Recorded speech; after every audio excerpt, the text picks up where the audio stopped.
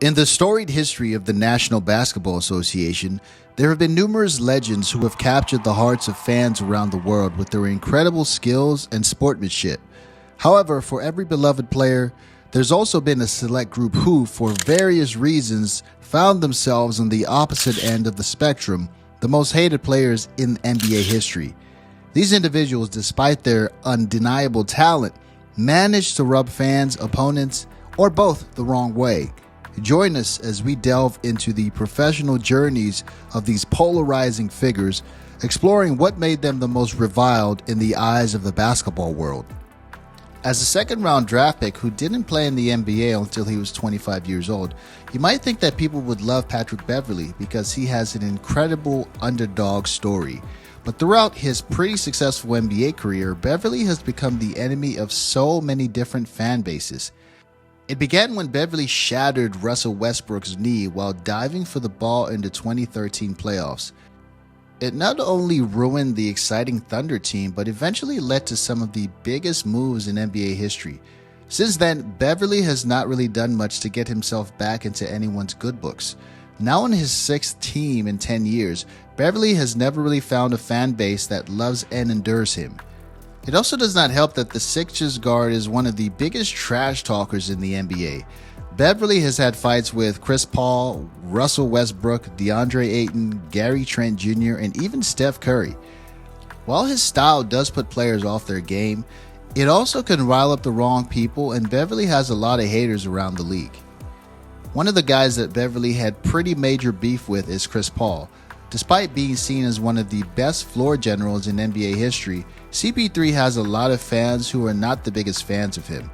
With 12 All-Star appearances, 4 All-NBA first-team appearances, and leading the league in assists 5 times and steals 6 times, there's no doubt that Paul will be in the Hall of Fame when he retires. But some of the more eagle-eye fans will have noticed that throughout his career, Paul has had a lot of dirty plays throughout his career. Some people have even called Paul the dirtiest player in the game.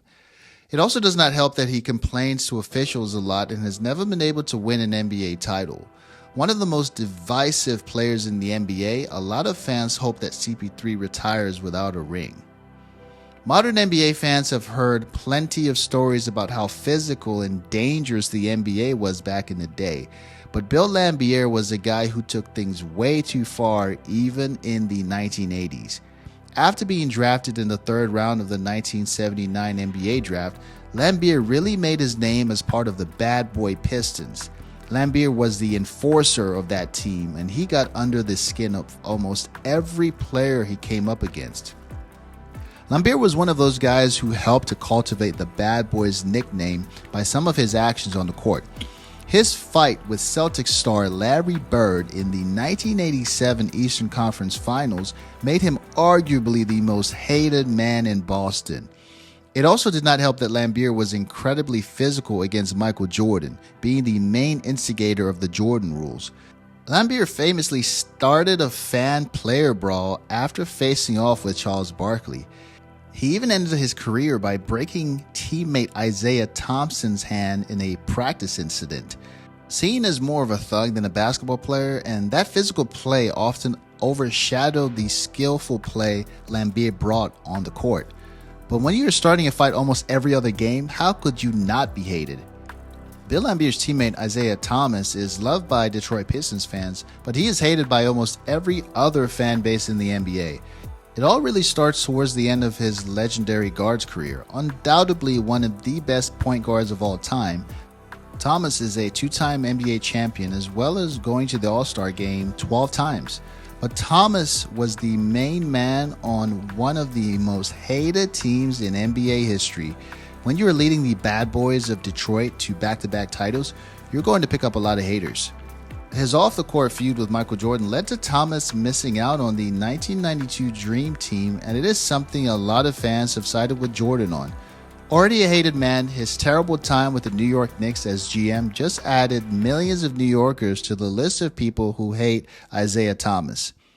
It seems like the hate has cooled on Kevin Durant over the last few years, but for a while he was one of the most hated men in the NBA.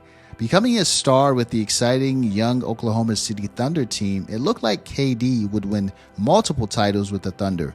But he shocked the NBA and all of OKC when on July 4th, 2016, he announced his move to the Golden State Warriors.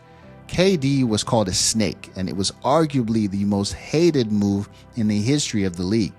He was called a ring chaser and jumped on an already winning team.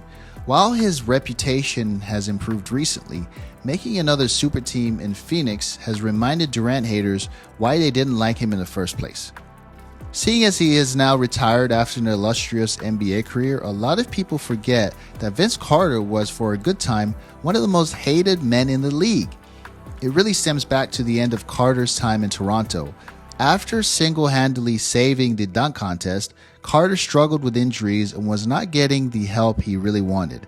With many fans thinking he was exaggerating his injuries to stay off the court, Toronto saw their star shipped off to the Nets. Carter didn't help himself in the years after the moves, famously saying he didn't push himself as hard as he could in Toronto. For years, Carter was booed and jeered every time he went north of the border. Even with Vince Carter retired, you will still find some NBA fans who have a special place in their heart reserved for hating Vince Carter. No one can deny that Kevin Durant did not do everything in his power to win basketball games. He was a ferocious and vital part of the Boston Celtics team that won the finals in 2008. But it was that ferocious and at sometimes hateful attitude that made KG unlikable. Everyone knows that Kevin Garnett loved to talk trash. Happy Mother's Day to you mothers, right? And future mothers. I told them deadbeat ass dads. That's a joke. Easy up. This is pretty normal in the league, but Garnett went way too far. Telling Tim Duncan Happy Mother's Day while he was at the free throw line was miles across the line when you know that Tim Duncan's mother passed away when he was 14. KG also has a tendency to pick on some of the smaller players in the league. He quite often got into things with some of the smaller guards in the league. KG is also the guy who beat Kobe Bryant in the NBA Finals, so that's going to get you a few haters anyways. Garnett was a mean trash talker, and he did whatever he could to get inside the head of his opponents.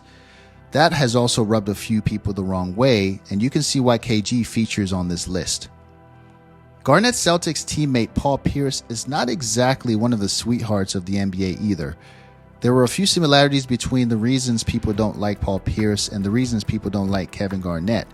The Truth, as he's called, was always happy to express what he believed to be the truth, openly calling himself the best player in the NBA.